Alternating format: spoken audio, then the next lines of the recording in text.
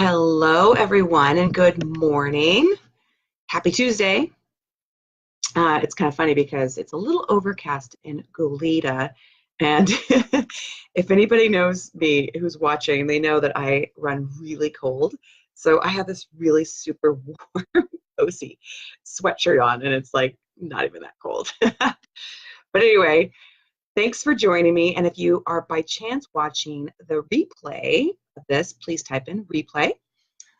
So this topic came up actually several times over the course of my 25 years as a personal trainer, as a coach, as a motivational speaker. Is, why isn't working out enough? Like, I work out 2 hours a day and I should be able to eat what I want, right? Or I should be able to get 4 hours of sleep and just be completely okay. I feel okay, right? Why do I need to relax? I'm not a relaxing type of person, right? I'm totally type A. Well, in order for us to have true wellness, right, overall wellness, we really need to concentrate on getting balance in our lives. And I know that whole balance thing is like, well, yeah, better, easier said than done, right? Well, I found this really cool book. Actually, I heard about this on a podcast, and it's called The Four Pillar Plan by Dr. Rangan Chatterjee. And it's awesome, and it's super, super easy and simple on how you can make small changes in the four pillars. So the four pillars are relax, eat, move, and sleep, right? So we spoke about areas of movement and some areas of focus around nutrition. And if you've missed any of those, please go to my YouTube channel at Karen Prechtel Coaching. Subscribe if you'd like. I'd love that. And catch up on what you've missed. And I have tons of other videos there as well. So today, let's look at the pillar of sleep. Sleepy time. It's kind of crazy, you guys, because we're in the middle of a sleep deprivation epidemic. I know that's a strong word, epidemic, but it's absolutely true. So it actually shows that research shows that we're getting between 1 to 2 hours less sleep than we did 60 years ago. 1 to 2 hours of sleep.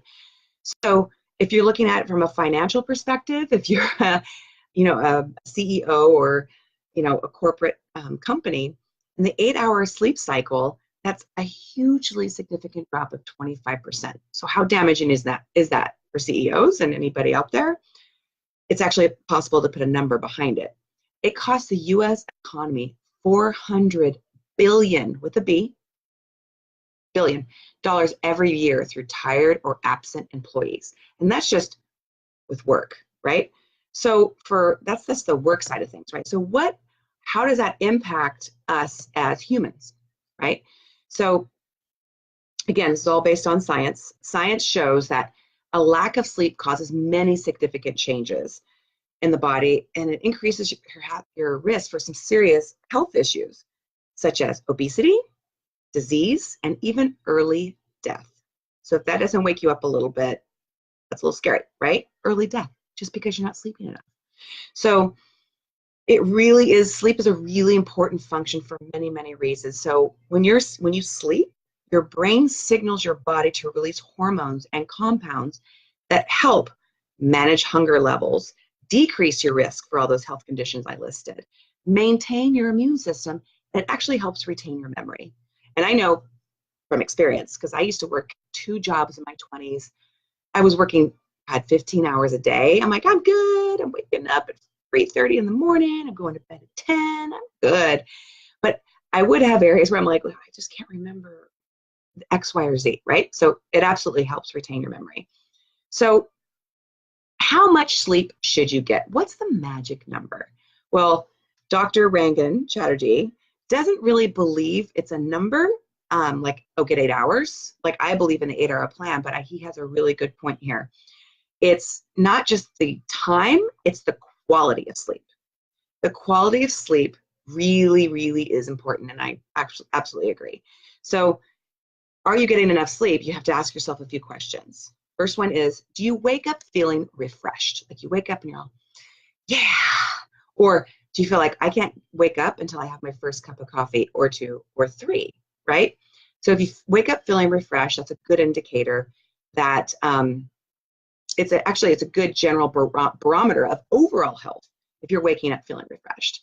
So pay attention to that. The second one is waking up the same time every day, give or take 30 minutes, right? Without an alarm is a good indicator that your body's intrinsic biological rhythms are working really well. Now, there is a disclaimer.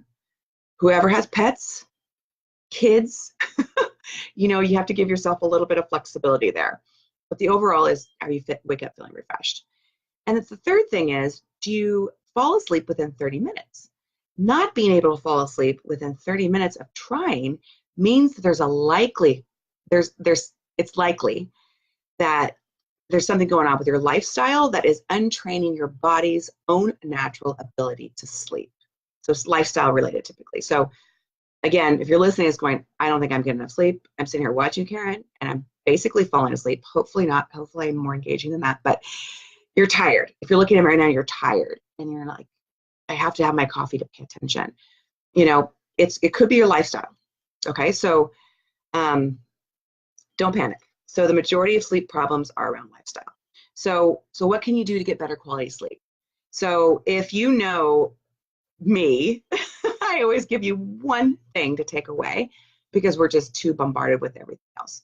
So one thing, which is from this book, Dr. Chatterjee recommends, is create an environment of absolute darkness. Who's been to Vegas, right?